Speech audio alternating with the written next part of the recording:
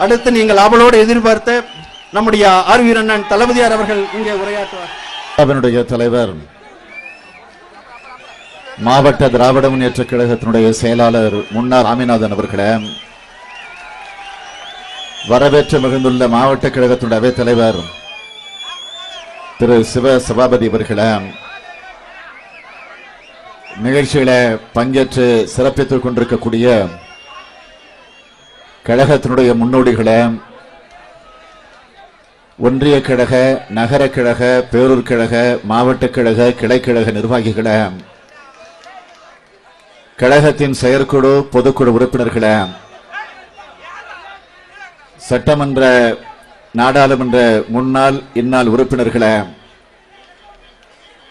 கழகத்தின் துணை அமைப்புகளை சார்ந்த தொழிலாளர் அணி, தொண்டர் அணி, மாணவர் அணி, மகளிர் அணி, இளைஞர் அணி, இலக்கிய அணி, விவசாய அணி, வழக்கறிஞர் அணி போன்ற பல்வேறு அமைப்புகளை கட்டி காத்துக் கொண்டிருக்கக்கூடிய கழகத்தின் காவலர்களே, என் பாசத்திற்கும் பேரன்பிற்கும் உரிய ஈடு இணையற்ற இளைஞரணியின் எண்ணரும் இனிய நண்பர்களே, நமது தோழமை கட்சிகளை சார்ந்திருக்கக்கூடிய அன்புக்குரிய காங்கிரஸ் பேரியக்கத்தினுடைய நண்பர்களே, பெரியோர்களே, பல்வேறு தோழமை கட்சி நண்பர்களே, பெரியோர்களே, தாய்மார்களே, நண்பர்களே, உங்கள் அனைவருக்கும் என்னுடைய அன்பான வணக்கம். திருப்பூர் மாவட்ட திராவிட முன்னேற்ற கழகத்தின் சார்பில் மாவட்ட கழகத்திற்கென்று ஒரு தனியாக ஒரு அலுவலகம், அதுவும் தலைவர் கலைஞர் அவர்கள் பெயரால் கலைஞர் அறிவாலயம் என்ற அந்த பெயரால் ஒரு எழிலார்ந்த கட்டிடமாக உருவாக்கப்பட்டு, அப்படி உருவாக்கப்பட்டிருக்கக்கூடிய கட்டிடத்தினுடைய திறப்பு விழா நிகழ்ச்சி எழுச்சியோடு ஏற்றத்தோடு நடைபெற்றுக் கொண்டிருக்கிறது. இந்த இணையதொரு விழாவில் நானும் பங்கேற்று உங்கள் அனைவரையும் சந்திக்கக்கூடிய வாய்ப்பை பெற்றமைக்கு நான் மகிழ்ச்சி அடைகிறேன், பெருமைப்படுகிறேன், பூரிப்படைகிறேன், அகமகிழ்ந்து நின்று கொண்டிருக்கிறேன், புலங்காகித உணர்வோடு உங்கள் முன்னால் நின்று கொண்டிருக்கிறேன். இந்த வாய்ப்பு எனக்கு வழங்கியிருக்கக்கூடிய மாவட்ட கழகத்திற்கு, நம்முடைய கழக நிர்வாகிகளுக்கு முதலில் நான் நன்றி தெரிவிக்க விரும்புகிறேன். இந்த எழிலார்ந்த கட்டிடம் உருவாக பணியாற்றி அதிலே வெற்றி கண்டிருக்கக்கூடிய மாவட்ட கழக நிர்வாகிகளை, கழக முன்னோடிகளை, அதேபோல இயக்கத்தினுடைய மற்ற நண்பர்களை தனித்தனியாக அடையாளங்காட்டி வெளிப்படுத்துவதை விட ஒரே வரியில் சுருக்கமாக நான் குறிப்பிட்டு சொல்ல வேண்டும் என்று சொன்னால், இந்த மாவட்டத்தில் கழகத்தை வழிநடத்தி கொண்டிருக்கக்கூடிய நம்முடைய மாவட்ட கழகத்தினுடைய செயலாளர் என்னுடைய அருமை நண்பர் மூப்பே சாமிநாதன் அவர்களுக்கு நான் நன்றி தெரிவிக்க விரும்புகிறேன். என்னுடைய சார்பிலே மட்டுமல்ல, திராவிட முன்னேற்ற கழகத்தினுடைய பொருளாளர் என்கிற அந்த முறையிலே மட்டுமல்ல, தலைமை கழகத்தின் சார்பிலும் நான் நன்றி தெரிவிக்கிறேன். அதையும் தாண்டி பெருமையோடு தெரிவிக்க வேண்டும் என்று சொன்னால், நம்மை வழிநடத்தி கொண்டிருக்கக்கூடிய நம்முடைய தலைவர் கலைஞர் அவர்களின் சார்பிலும் நான் நன்றி தெரிவிக்க விரும்புகிறேன். சாமிநாதன் பேசுகிற போது சொன்னார், மாவட்டம் இன்றைக்கு உருவாக தலைவர் கலைஞர் துணை நின்றார் என்று. மாவட்டம் மட்டுமல்ல, இந்த திருப்பூரில் ஒரு புதிய மாநகராட்சி உருவாக தலைவர் கலைஞர் தான் அதற்கு காரணமாக இருந்தார் என்பது உங்களுக்கு தெரியும். அவர் பேசுகிற போது மாவட்டம் என்ற ஒரு அந்தஸ்தை, அந்த சிறப்பை எங்களுக்கு பெற்று தந்தவர்கள் நீங்கள் என்று பெருமையோடு எடுத்து சொன்னார். அப்படிப்பட்ட அந்த பெருமை கலந்த அந்த வார்த்தையை சொல்லுகிற போது எனக்கு என்ன நினைவுக்கு வந்தது என்று கேட்டால், திருப்பூர் ஒரு தனி மாவட்டமாக உருவாகி அந்த மாவட்டத்திற்கு இதுவரையில் இன்னும் ஆட்சியர் அலுவலகம் கூட கிடையாது. ஆனால் மாவட்ட கழகத்திற்கு என்று ஒரு அலுவலகம் இன்றைக்கு உருவாகி இருக்கிறது. எனக்கே சந்தேகம் வந்தது, இது மாவட்ட ஆட்சியர் அலுவலகமா அல்லது கழகத்தினுடைய மாவட்ட கழகத்தினுடைய அலுவலகமா என்று கூட எனக்கு ஒரு சந்தேகம் வந்தது. இதை சொல்லுகிற போது ஒன்றை தயவு செய்து நீங்கள் தவறாக கருதிவிடக் கூடாது. இது ஆட்சியர் அலுவலகமாக பயன்படுத்துவதற்காக அல்ல, கழகத்தினுடைய வளர்ச்சிக்கு, கழகத்தினுடைய சிறப்புக்கு, தலைவர் கலைஞருடைய புகழை பாடக்கூடிய வகையில இந்த கட்டிடம் பயன்பட போகிறது என்ற அந்த நம்பிக்கை நமக்கெல்லாம் நிரம்ப உண்டு. ஆகவே இந்த நிகழ்ச்சிகளை கலந்து கொள்ள வந்திருக்கக்கூடிய உங்களை எல்லாம் நான் கேட்டுக்கொள்ள விரும்புவது, இந்த அழைப்புதலில் திறப்பு விழா என்றுதான் விளம்பரப்படுத்தப்பட்டிருக்கிறது. இது என்ன திறப்பு விழா நிகழ்ச்சியா, அல்லது திறப்பு விழா பொதுக்கூட்டமா, அல்லது திறப்பு விழா மாநாடா என்று சந்தேகப்படக்கூடிய அளவிற்கு நீங்கள் இங்கு ஆர்வத்தோடு எழுச்சியோடு குழுமி இருக்கிறீர்கள். நான் கடந்த ஒரு 3 மாத காலமாக தமிழகம் முழுவதும் 3 மாத காலம் என்று சொல்லுகிற போது இளைஞர் அணியினுடைய நேர்காண நிகழ்ச்சிக்காக தமிழ்நாடு முழுவதும் எல்லா மாவட்டங்களிலும் என்னுடைய பயணத்தை அமைத்துக் கொண்டு நான் தொடர்ந்து அந்த பயணத்தில் ஈடுபட்டுக் கொண்டிருக்கிறேன் என்பது உங்களுக்கு தெரியும். அது மட்டுமல்ல, எப்பொழுது நாம் ஆட்சி பொறுப்பை இழந்தோமோ அன்றிலிருந்து தொடர்ந்து இந்த 9 மாத காலமாக தமிழகம் முழுவதும் நான் தொடர்ந்து என்னுடைய பயணத்தை நான் நடத்தி கொண்டிருக்கிறேன். அப்படிப்பட்ட பயணத்தை நடத்தி கொண்டிருக்கிறேன் என்று சொன்னால் அதற்கு என்ன காரணம்? ஏதோ ஆட்சியில் இருந்தால்தான் மக்களை சந்திப்போம், பதவியில் இருந்தால்தான் மக்களுடைய பிரச்சனைக்கு நாங்கள் முன் வருவோம் என்பதல்ல. ஆட்சியில் இருந்தாலும் இல்லை என்று சொன்னாலும் இரண்டையும் ஒன்றாக கருதி நாட்டிற்காக, இந்த நாட்டில் இருக்கக்கூடிய சமுதாயத்து மக்களுக்காக தொடர்ந்து பாடுபடக்கூடிய கழகம்தான் தலைவர் கலைஞர் தலைமையில் பீடு நடை போடக்கூடிய திராவிட முன்னேற்ற கழகமாகும். நம்முடைய அவைத் தலைவர் பேசுகிற போது குறிப்பிட்டு சொன்னார், வரவேற்புரை நல்குகிற போது, இந்த கட்டிடம் உருவாக நம்முடைய சாமிநாதன் அவர்கள் என்னென்ன பணிகளை எல்லாம் சிறப்போடு நிறைவேற்றி தந்திருக்கிறார் என்பதை மனந்திறந்து பாராட்டி உரையாற்றி இருக்கிறார். அத்தோடு நிறுத்தவில்லை. ஏறக்குறைய 1 மாத காலத்திற்கு முன்பே இந்த நிகழ்ச்சி நடந்திருக்க வேண்டும். ஆனால் அந்த நிகழ்ச்சி நடைபெறவில்லை, ஒத்திவைக்கப்பட்டது. அந்த தேதியில் நான் திருப்பூருக்கு வந்தேன். முபாரக் அவர்கள் இல்லத்தில் நடைபெற்ற மனவிழா நிகழ்ச்சிகளை பங்கேற்றேன். ஆனால் அதை ஒட்டி நடைபெறவிருந்த இளைஞர் அணியுடைய நேர்காண நிகழ்ச்சி, இந்த மாவட்ட கழகத்தினுடைய அலுவலகத்தினுடைய திறப்பு விழா நிகழ்ச்சி மாவட்ட செயலாளர் இல்லாத காரணத்தால் அது ஒத்திவைக்கப்பட்டது. ஏன் இல்லை என்பது உங்களுக்கு தெரியும். ஜெயலலிதா மிகுந்த அக்கறையோடு இப்படி ஒரே நேரத்தில் ஒரே நிகழ்ச்சியை நடத்தினால் அது எப்படி சிறப்பாக இருக்கும்? திருமணத்திற்கு வருகிறவர் திருமணத்தோடு வந்து போகட்டும். கட்சி நிகழ்ச்சியை, இளைஞரணி நிகழ்ச்சியை, மாவட்ட கழக அலுவலக நிகழ்ச்சியை தனியாக நடத்தினால்தான் அது இன்னும் கழகத்திற்கு வலு சேர்க்கும் என்கிற நல்ல எண்ணத்தோடு நம்முடைய மாவட்ட செயலாளர் சாமிநாதன் அவர்களை பொய் வழக்கு போட்டு அவரை கைது செய்து சிறையில் அடைத்தார்கள். அதனால்தான் அந்த நிகழ்ச்சி அன்றைக்கு தள்ளி வைக்கப்பட்டு இப்பொழுது நடந்து கொண்டிருக்கிறது. ஆனால் நான் ஒன்றை குறிப்பிட விரும்புகிறேன்.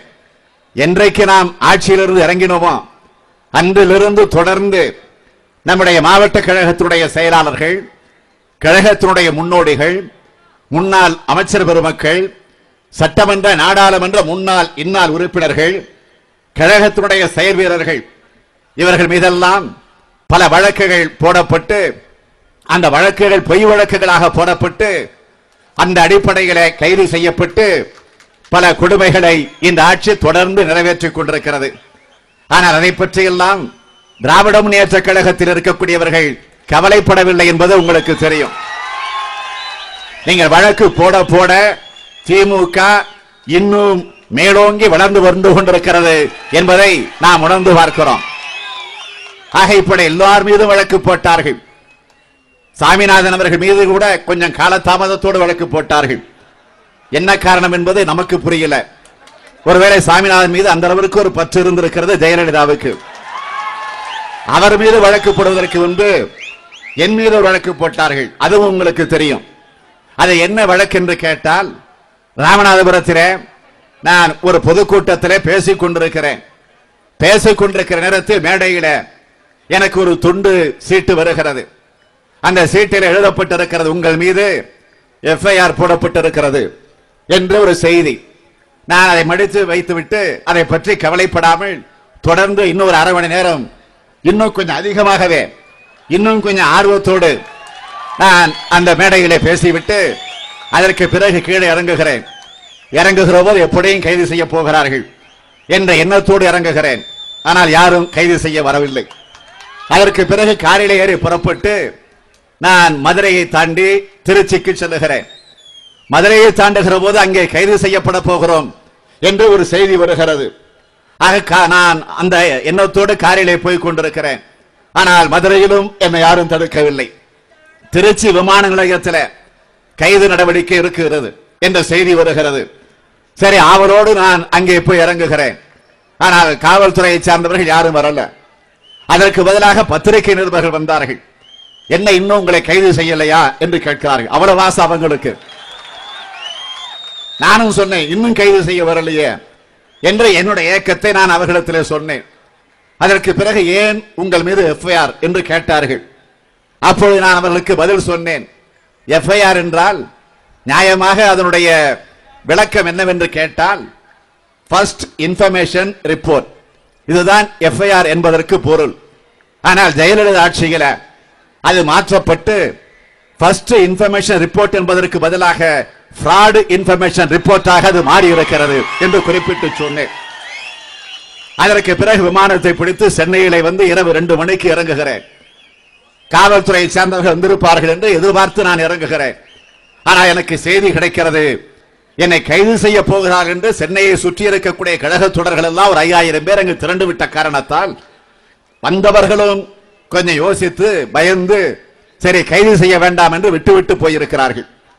அதற்கு பிறகு ஏன் அவர்களுக்கு சிரமம், நாமே போய் கைதாகலாம் என்று முடிவு செய்து மறுநாள் காலை டிஜிபி அலுவலகத்திற்கு காவல்துறையினுடைய தலைமை அலுவலகத்திற்கு நானே நேரடியாக சென்றேன். காவல்துறை தலைவர் டிஜிபி நான் வரக்கூடிய செய்தி அறிந்து அங்கிருந்து வேக வேகமாக கோட்டைக்கு போய்விட்டார். அதற்கு பிறகு அங்கிருந்து அதிகாரிகள், துணை அதிகாரிகள் அவர்களை போய் சந்தித்து நான் போய் கேட்டேன், என் மீது எஃப்ஐஆர் போடப்பட்டிருப்பதாக செய்தி வந்திருக்கிறது, ஆதாரத்தோடு செய்தி வந்திருக்கிறது, பத்திரிகையில வந்திருக்கிறது. ஆகவே ஏன் இன்னும் கைது செய்யல? இப்பவே கைது செய்யுங்க, உங்களுக்கு சிரமம் தர விரும்பல, தாராளமாக என்னை கைது செய்யலாம், நானே தயாராக வந்திருக்கிறேன் என்று போய் சொன்னேன். பதில் சொல்லல, தலையை குனிந்து கொண்டார்கள். அதற்கு பிறகு நான் 2 பெட்டிஷனை கொடுத்தேன், 2 புகார் கடிதத்தை கொடுத்தேன். ஒன்று, என் மீது வேண்டுமென்றே திட்டமிட்டு அபாண்டமான வகையில் யாரோ தெருவில் போகிற ஒருவன் தந்த ஒரு புகாரை அடிப்படையாக வைத்து என் மீது ஒரு எஃப்ஐஆர் போடப்பட்டிருக்கிறது, என் மீது தேவையற்ற ஒரு அபாண்டமான ஒரு பொய் குற்றச்சாட்டை சொல்லி இருக்கக்கூடிய அவர் மீது நடவடிக்கை எடுக்கணும் என்று நான் ஒரு புகாரை தந்தேன். அதற்கடுத்து இன்னொரு புகார். ஆக இந்த ஆட்சி, இன்றைக்கு ஜெயலலிதா தலைமையில் இருக்கக்கூடிய இந்த ஆட்சி யாரோ சொல்லக்கூடிய ஒருவனை நம்பி என் மீது ஒரு குற்றச்சாட்டை எழுதி அதற்கு எஃப்ஐஆர் போட்டிருக்கிறார்கள். யாரோ தெருவில் போகிறவன் சொன்னதை நம்பி என் மீது எஃப்ஐஆர். நான் ஒரு கம்ப்ளைண்ட் கொடுக்கிறேன், நான் யாரோ தெருவில் போகிறவன் அல்ல, திராவிட முன்னேற்ற கழகத்தில் மிகப்பெரிய பொறுப்பில் பொருளாளர் என்கிற பொறுப்பில் இருக்கக்கூடியவன். அது மட்டுமல்ல, இன்றைக்கும் சிட்டிங் எம்எல்ஏ சட்டமன்ற உறுப்பினராக இருக்கக்கூடியவன், 4 முறை தொடர்ந்து சட்டமன்ற உறுப்பினராக 5 முறை இருந்திருக்கக்கூடியவன், உள்ளாட்சி துறை அமைச்சராக இருந்திருக்கிறேன், துணை முதலமைச்சராக இருந்திருக்கிறேன். ஆகவே ஒரு பொறுப்பில் இருக்கக்கூடிய ஒருவன் நான் ஒரு புகார் தருகிறேன். என்ன புகார் என்று கேட்டால், தமிழ்நாட்டுடைய முதலமைச்சராக இருக்கக்கூடிய அம்மையார் ஜெயலலிதா அவர்கள் மீதே நான் ஒரு புகார் தருகிறேன். ஏதோ வாய் பிடித்ததோ மாங்காய் பிடித்ததோ என்று சொல்லக்கூடிய புகார் அல்ல. நீதிமன்றத்தில், உயர் நீதிமன்றத்தில், உச்ச நீதிமன்றத்தில் சொல்லப்பட்டிருக்கக்கூடிய டைரக்ஷன் தந்திருக்கக்கூடிய புகார்.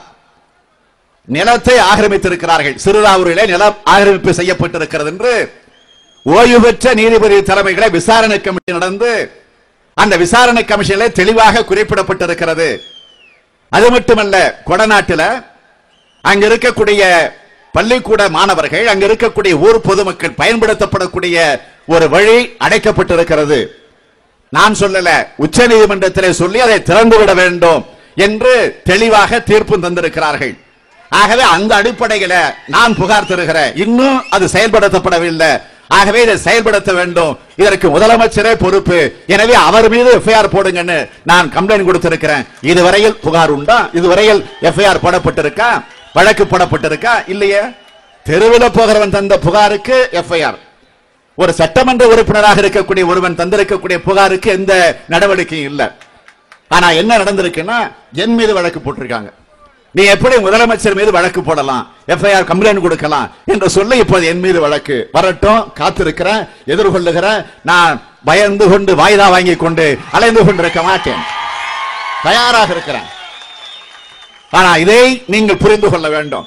அதே போலதான் நம்முடைய சாமிநாதன் அவர்கள் மீது வழக்கு, நம்முடைய மாவட்ட கழக செயலாளர்கள் மீதெல்லாம் வழக்கு, நம்முடைய முன்னாள் அமைச்சர்கள் மீதெல்லாம் வழக்கு, நம்முடைய கழக தொடர்கள் மீதெல்லாம் வழக்கு.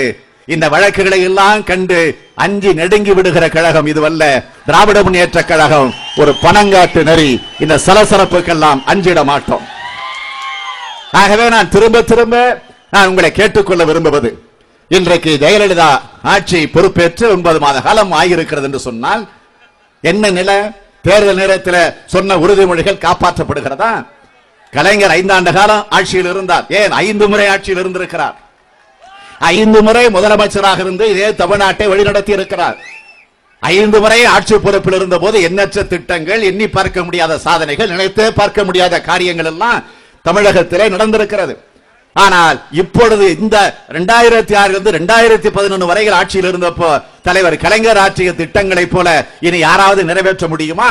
இனி எவனாவது பிறந்து வந்தாவது நிறைவேற்ற முடியுமா? முடியவே முடியாது. அவ்வளவு திட்டங்கள் 50 வருஷம் ஆட்சியில் இருந்திருந்தா என்னென்ன காரியங்களை நிறைவேற்ற முடியுமோ அத்தனை திட்டங்களையும் தலைவர் கலைஞர் அவர்கள் இந்த தமிழ்நாட்டு மக்களுக்காக நிறைவேற்றி தந்தார். அப்படி நிறைவேற்றி தந்த ஆட்சிக்கு நீங்கள் நன்றி கடனை காட்டினீர்களா? இல்ல. என்னாச்சு? திராவிட முன்னேற்ற கழகம் ஒரு பெரிய தோல்வியை சந்தித்தது. சாதாரண தோல்வி இல்ல. ஆனா தோல்வியை சந்தித்த காரணத்தால் துவண்டு போய் மூளைகளை முடங்கி விடுகிற கழகம் திராவிட முன்னேற்ற கழகம் அல்ல. வெற்றியை கண்டு வெறிகொண்டு அலைந்து கொண்டிருக்க மாட்டோம். தோல்வியை கண்டும் துவண்டு விட மாட்டோம். இன்னும் கூட சொல்லணும்னா, ஆட்சியில் இருந்ததை விட இப்போதான் நாங்கள் நிம்மதியா இருக்கோம், இப்போதான் இன்னைக்கு தெம்பா இருக்கோம், இப்போதான் எழுச்சியா இருக்கும். அது வேறு. பதவிகள் என்பது பொறுப்புகள், பொறுப்புகள் என்பது பதவிகள். அந்த பொறுப்புகளை நீங்கள் தரக்கூடிய அந்த பதவிகளை பொறுப்புகளாக பயன்படுத்தி திட்டங்களை, சாதனைகளை நிறைவேற்றிட வேண்டும்.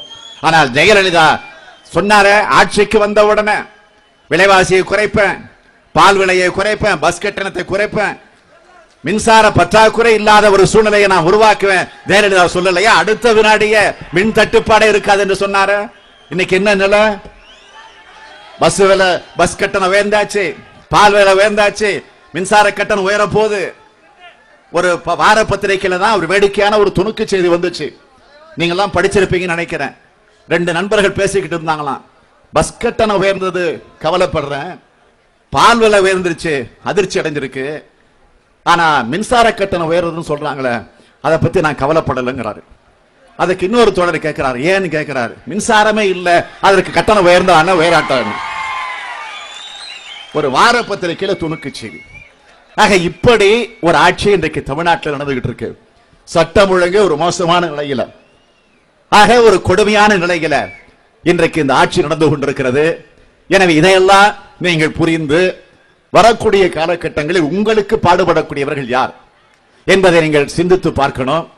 இன்றைக்கு நம்முடைய சாமிநாதன் அவர்கள் தலைமையில் திருப்பூர் மாவட்டத்தில் நடைபெறக்கூடிய இந்த மாவட்ட கழகம் இந்த கம்பீரமான கலைஞர் அறிவாலயம் என்ற பெயரில் இந்த கட்டிடத்தை உருவாக்கி இருக்கிறார்கள்.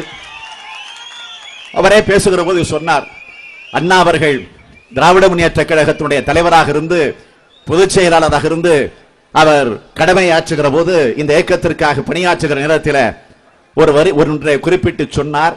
நான் செல்லுகிற இடங்களெல்லாம் கழகத்திற்கென்ற ஒரு கட்டிடம் இருந்தால் நான் தங்குவதற்கு, இளைப்பாறுவதற்கு அது வசதியாக இருக்குமே. எனவே மாவட்ட கழகத்திற்கு ஒரு சாவியும், நகர கழகத்திற்கு ஒன்றி அந்த கட்டிடத்திற்கு உரிமையாளர்களுக்கு ஒரு சாவியும், இன்னொரு சாவியும் என் கையில் இருக்க வேண்டும் என்று அண்ணா அவர்கள் சொன்னதை தலைவர் கலைஞர் அவர்கள் பல நேரங்களில் குறிப்பிட்டு காட்டியிருக்கிறார்கள். ஆக இன்றைக்கு கலைஞர் அறிவாலயம் சென்னையில் அமைந்திருக்கு, நாங்கள் அண்ணா அறிவாலயம் சென்னையில் அமைந்திருக்கிறது என்று சொன்னால், திருச்சியில கலைஞர் அறிவாலயம், திண்டுக்கல்லில கலைஞர் அறிவாலயம், அதே போல விழுப்புரத்தில் கலைஞர் அறிவாலயம், அதே போல கரூரில், இப்படி பல மாவட்டங்களில் இன்றைக்கு அறிவாலயங்கள் கலைஞர் அறிவாலயங்களாக உருவாகி கொண்டிருக்கிறது. நான் சென்ற மாதம் கூட அந்தமான் தீவுக்கு சென்றிருந்தேன். அந்தமான் தீவில கழகத்திற்கென்று ஒரு கட்டிடம், இதே போன்ற ஒரு கட்டிடம் கலைஞர் அறிவாலயம் என்கிற பெயரில் அந்தமான் தீவிலும் இன்றைக்கு உருவாகி இருக்கிறது என்பதை நீங்கள் எல்லாம் அறியாதவர்களாக இருக்க முடியாது. ஆகவே அந்த வரிசையில இன்றைக்கு இந்த திருப்பூர் மாவட்டத்தில் சாமிநாதன் அவருடைய சீரிய முயற்சியோடு இந்த கட்டிடம் இன்றைக்கு கம்பீரமாக எழுந்து நிற்கிறது. எப்படி இந்த கட்டிடம் இன்றைக்கு எழுதாந்த கட்டிடமாக எழுந்து நிற்கிறதோ, அதேபோல் திராவிட முன்னேற்ற கழகம் என்றைக்கும் எழுந்து நிற்கும், கம்பீரமாக நிற்கும் என்பதை மாத்திரம் எடுத்துச் சொல்லி, இந்த பணியில் ஈடுபட்ட சாமிநாதன் மற்றும் மாவட்ட கழக நிர்வாகிகள், முன்னோடிகள் அத்துணை பேருக்கும் நன்றி நன்றி நன்றி நன்றி என்று கூறி விடைபெறுகிறேன். வணக்கம்.